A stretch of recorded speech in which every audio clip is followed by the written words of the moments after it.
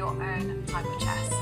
Yeah, Dubov, okay, did open with his queen's pawn. Magnus Carlsen replying as well with his queen's pawn. Wow. This opening I haven't seen for years, and especially not at the top level. Magnus Carlsen is challenging everything in the center there. This one, it's frowned upon for black. Normally you defend your central pawn. Magnus saying, no, I'm going to create maximum tension, and those four pawns looking at each other right now.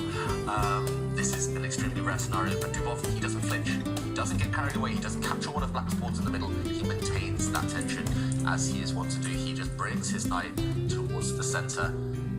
Even if a pawn is on offer, Dubov will never grab it.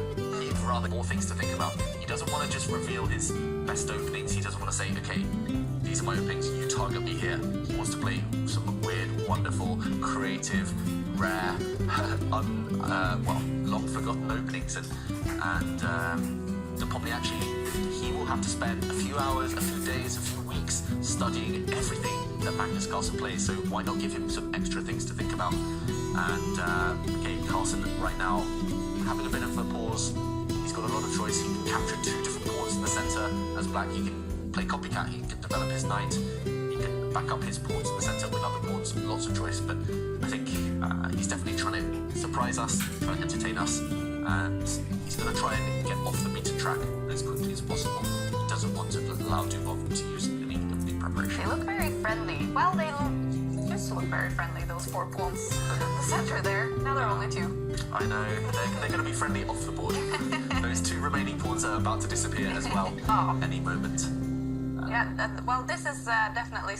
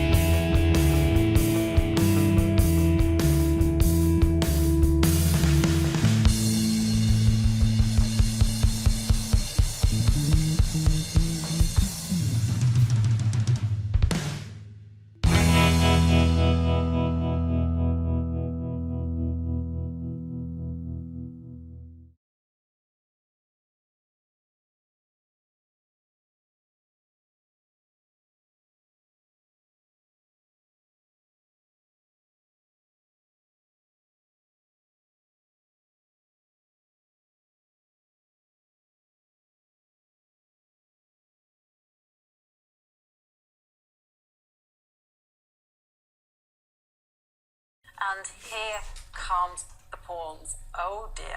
Oh dear, those two pawns are going to be menacing in a couple of moves' time. And there's just no way to stop their advance. White pushing pawns on the other flank, but White's pawns, they're not going anywhere. They will never, White's pawns on the side, they're on the right side, they'll never beat Black's pawns. There's no way to create a pass pawn on that flank. So Magnus, he's just ignoring that, and rightly so. He pushes his own pawns. That's where his advantage lies. It's important in middle games and end games. Only push on the side where you're stronger. And right now, Magnus, he knows what side he's strongest on. He's perfectly placed his king, his rook, his bishop. Now is the moment to start pushing in. Magnus, yeah, he's looking super relaxed. This is also, the key thing is, this is also the type of position you can play quite easily with just 1.5 minutes on your clock. There's no real calculation to be done, and often most of your moves are automatic. We see a trade of pawns on that right side. That doesn't deter Magnus from his goal. That's not going to distract him. Now the black pawns, they're coming. Yeah, and I just beautiful strategy. And one thing I just wanted to highlight was that the corner pawn on the left, if you look at the queening square, it's a dark square, and this is the square that the bishop can easily control. And this is something that I was stressing about and worrying about for a long time. And Magnus has achieved this beautifully. I mean, he done it in stages, little stages. First he controlled White's activity, then he immobilized his king, then he improved his bishop and tied down the white rook, and in the end, the icing on the cake was just advancing those two pawns. Yeah, that's why he's such, I mean, that's why we praise his endgames so much, right? Because he's so good at finding those mini plans. It's all about step one, complete that, then move on to step two. Now, the final step is advancing those pawns. We have seen a trade of pawns on that flank. Now, White trying to use his rook as a blockader, but Rook's so bad at blockading. That's just a very temporary measure. Black's bishop will easily kick away the white rook, and the white rook has stepped back preemptively. I expect to see the black king join the action, and Black's king, bishop, and rook together. They will slowly guide. They'll pick up that pawn. They'll say, "We'll hold your hand," and they'll guide it through to become a new queen at the right moment. And what's White's king doing? Nothing. How is White going to stop that pawn? I don't think he can. You know, I always think of past pawns in endgames. When it's been helped towards the end by the remainder of the pieces, I always think of the king and the rook as bodyguards. They're like clearing the path, like you're going to move along now.